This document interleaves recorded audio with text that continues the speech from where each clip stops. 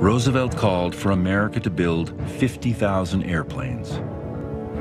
50,000 American airplanes. People thought he was crazy, 50,000 planes.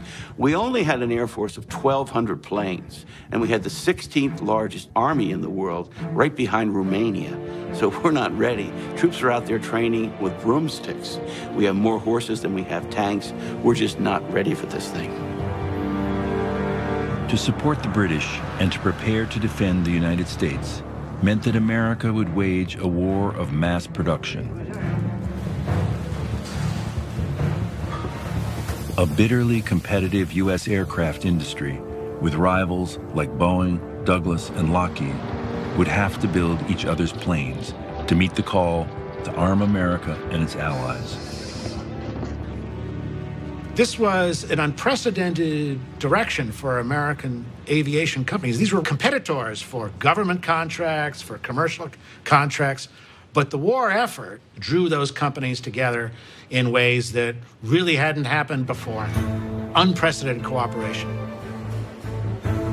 The orders were so large, 12,000 for the B-17 alone, that it transformed Boeing and all of American aviation from a collection of businesses into an industry. Aircraft, once produced by hand, now rolled off assembly lines. Huge modern factories sprang up across the country.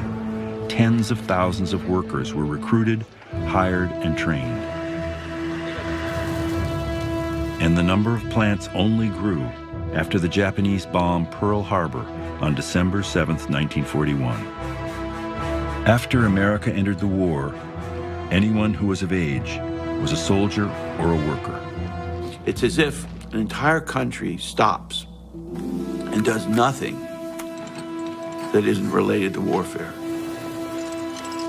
It's around-the-clock production. Lights never go out. The machines never stop. We had 3 shifts at the factory that I was at. 8 hours each, 3 different shifts, 24 hours a day.